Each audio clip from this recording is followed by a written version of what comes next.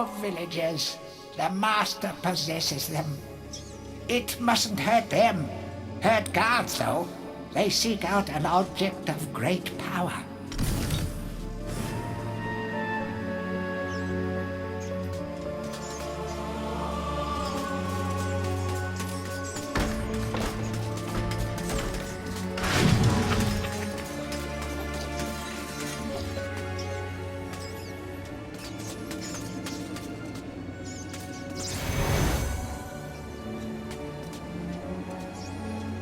A crucifix once stood here, but the mayor took it.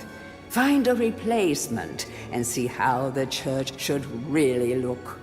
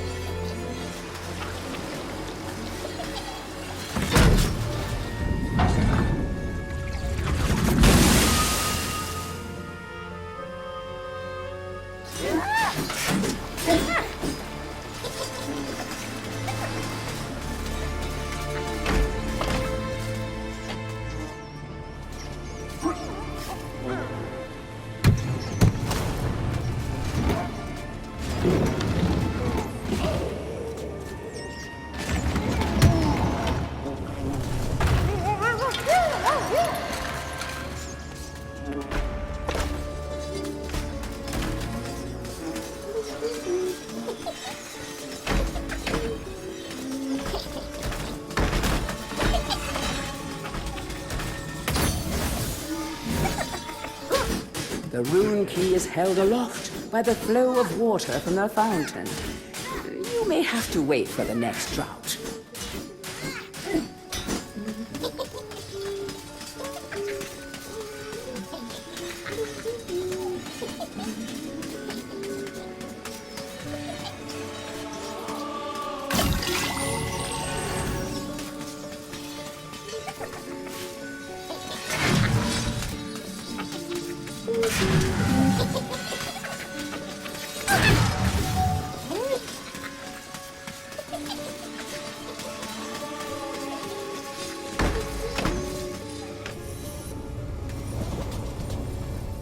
Blacksmith's Monthly. Old man Willie Green of Gallowstown was awarded Smithy of the Season by our readers. His outstanding casts have produced many intricate and hard-wearing iron goods and sculptures. Willie only uses the finest of metals in his work, and is particularly noted for his magnificent busts. Old man Willie was quoted as saying, "Aye, when I get pumping on me bellows, there's no stopping me. It's all in the rhythm, up and down, up and down. I've always been inspired by the stories of Stanya Ironhewer, the greatest smithy there ever was."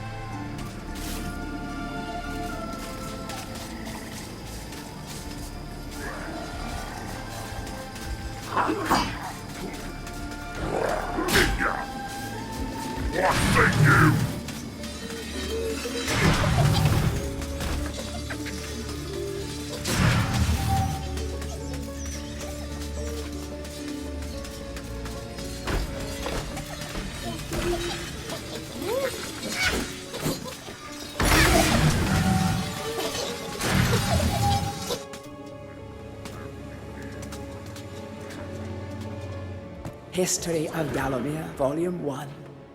During the dark time that was Gallomere's not too distant past, it was King Peregrine who thwarted Zarok the Necromancer and his plan to enslave the land. Zarok, once the king's mage, had fallen out of favor with the ruler for conducting outlandish experiments on the bodies of the dead. It was said that deep within Peregrine Castle, the dead were restless. The dead are to be honored, not kept as the playthings of alchemists, declared King Peregrine as he banished Zarok from the castle. All of Zarok's living dead were routed out and destroyed. Zarok, being an unforgiving soul, went into hiding and vowed to wreak his revenge on the king.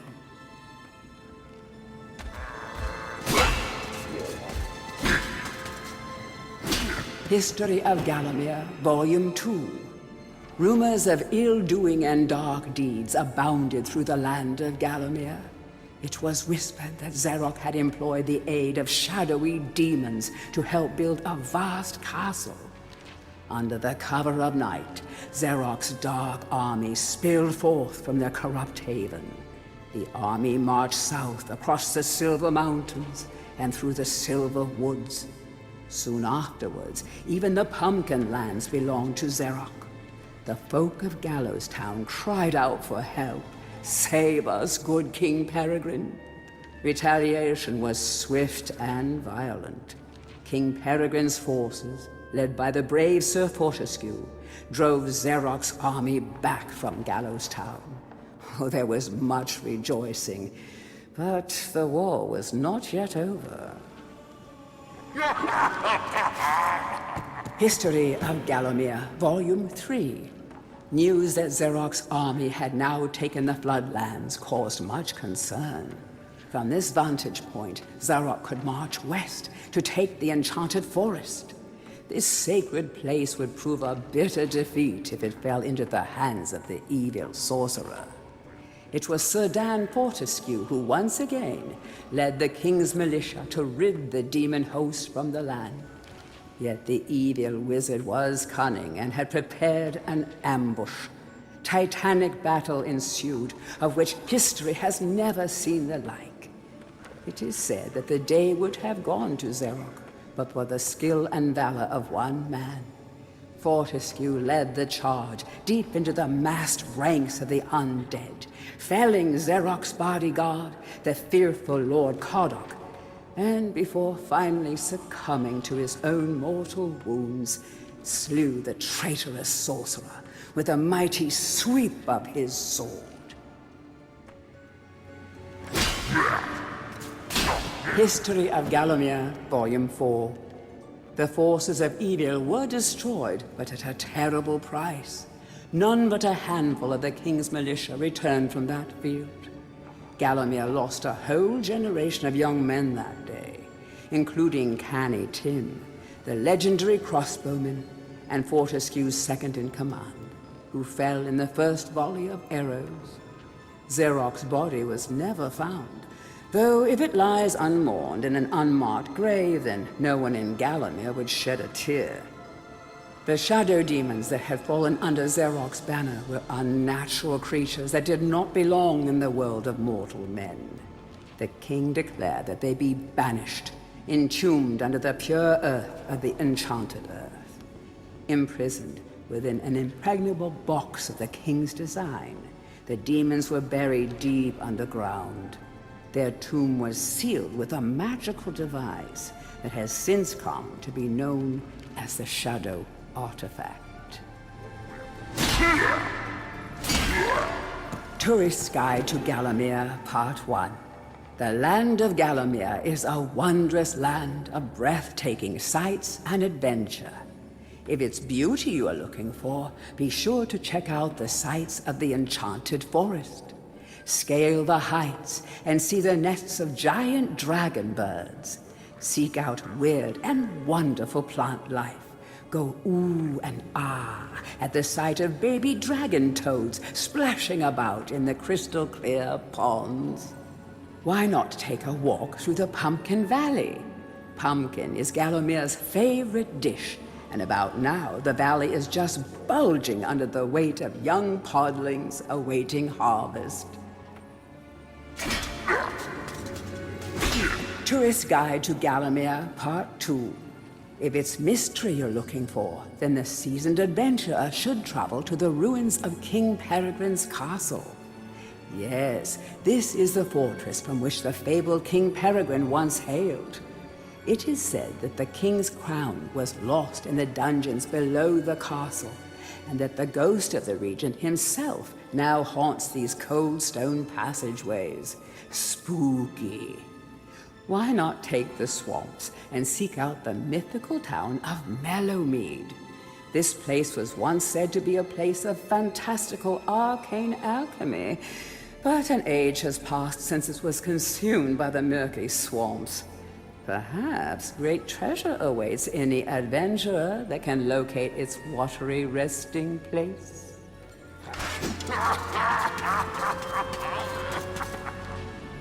Heroes from History, a retrospective. Chapter 1. In addition to being the strongest man who ever lived, Stanyer Ironhewer was unsurpassed in his skill as a blacksmith. He was equally happy pounding on his anvil at home as he was pounding on someone's head in battle. It was said that his only fear was the end of the village smithy as the focus of manufacture, in favor of more centralized units. As if.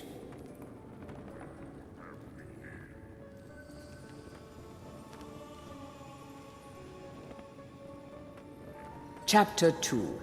Born a humble peasant to one of the nomadic tribes from the Eastlands, Bloodmanoth Skullcleaver gathered an army of horsemen and swept over half the civilized world. When he finally died, attempting a single-handed attack on a garrison in the north while armed only with a spike on his helmet, he was the richest and most powerful peasant of his day.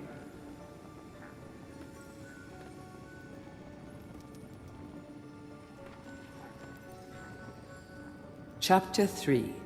Carl Sterngard spent most of his formative years under siege at his family castle. With his impregnable magic shield, Sterngard's motto was, "The best form of attack is defense." Sadly, his shield couldn't protect him against poor eating habits, and he died during a post-battle feast, while swallowing a large sausage he had failed to chew.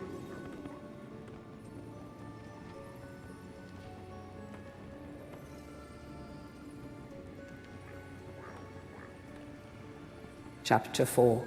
Truly the hero's hero. Woden the Mighty was fearless, single-minded, and uncompromising. Unbeaten in combat, he inspired raw fear in friends and enemies alike, not to mention in close family members and pets. Chapter 5. Trained from birth in all forms of combat, Imanzi Shongama was the warrior queen of a tribe of Amazons. The bold and the beautiful Shongama banished all males from her territory, except the handful she kept on to mow the lawns of her people. Chapter 6.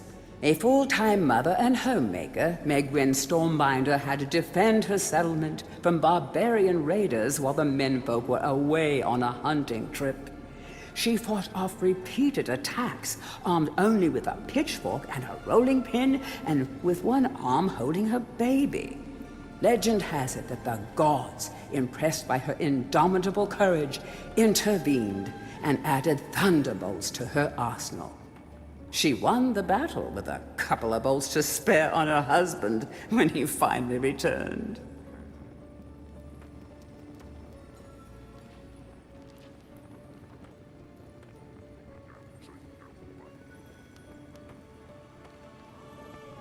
Chapter 7. Dirk Steadfast was a fearsome opponent thanks to his magic sword and a firmly held belief that only women defend themselves.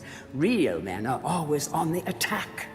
He was a friend and contemporary of Carl Sterngard, and was with him even to the end. It was whilst Steadfast was explaining his views on Sterngard's shield during a feast that the latter had his tragic and inexplicable accident.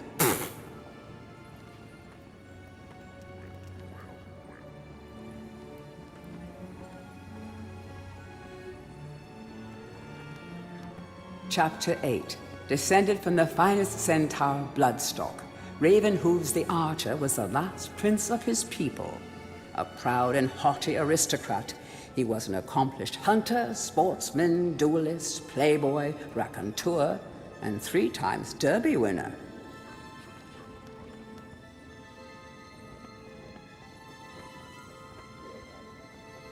Chapter 9. Captain of the militia in the time of King Peregrine, Sir Daniel Fortesque found fame when he killed the renegade wizard Zarok. A career soldier raised in the royal household, he was adored by the men under his command, and renowned for his loyalty to Gallowmere. It was said that Fortesque was always destined for greatness. With his square jaw, steely gaze, and thick shock of hair as black as raven's wings, he looked every inch the hero.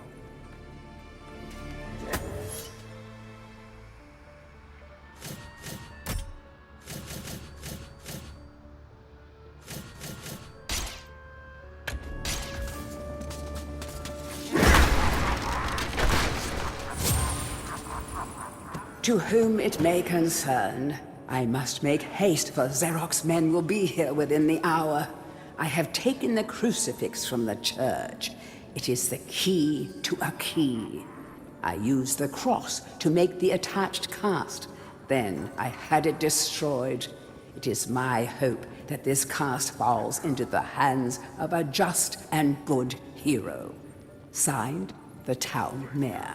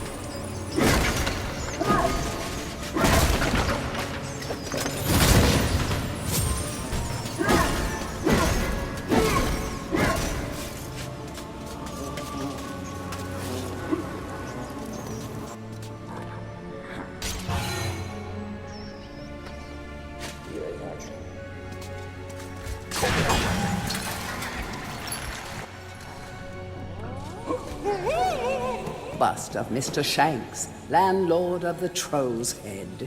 To clean the statue, lower the pedestal.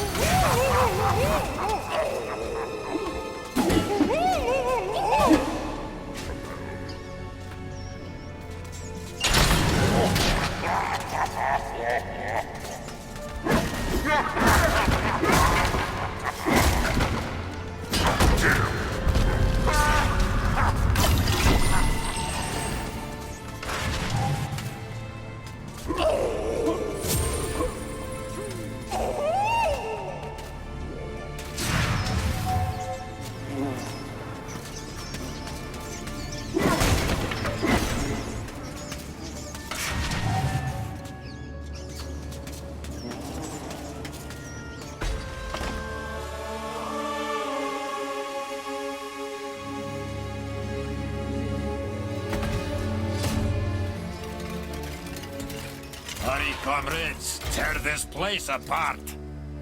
If we don't find the shadow artifact, Lord Zarok will have us mocking out the demons for the next millennium.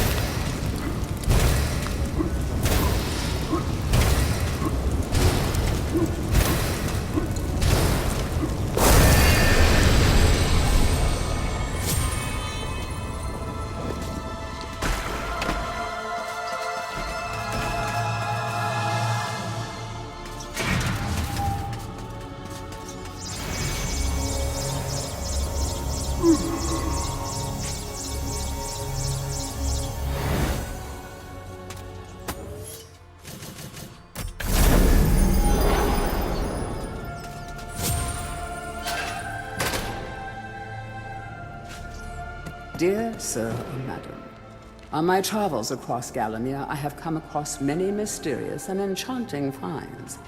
However, that which filled me with deepest dread was discovery of the tomb of the shadow demons.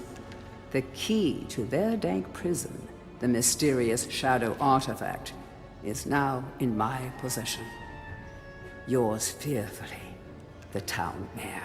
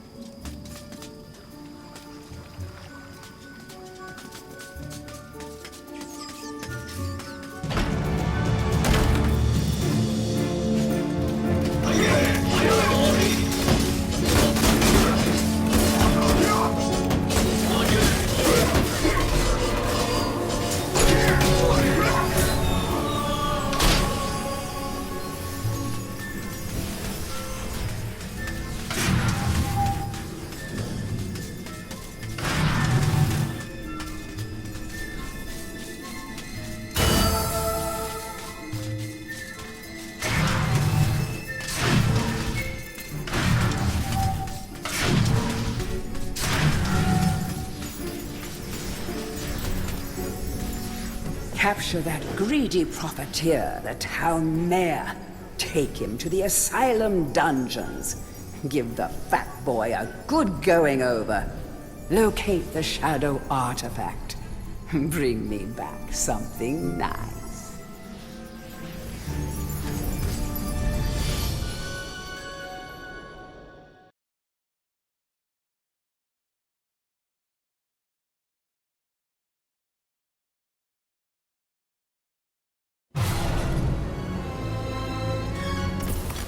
Back and forth like a supernatural yo-yo. Maybe the master will make it harder to find those magic egg cups.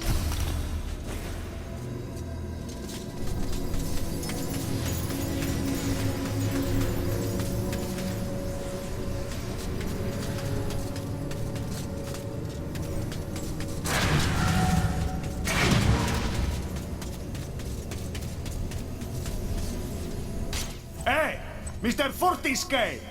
I want to talk with you! If this Zarok's so bad, why'd you get to go back? Why'd you of all people, Fortesque? It should be I, Blood Monathe Skull Cleaver. When I lived, always I had a pile of slain strewn around me. You spend most of your time organizing a changing of the guard and playing croquet with the king. Still, I lend you my axe. You swing her, you throw her. She thirsts for a slaughter as much as I. Drink deep of demon blood, my proud beauty.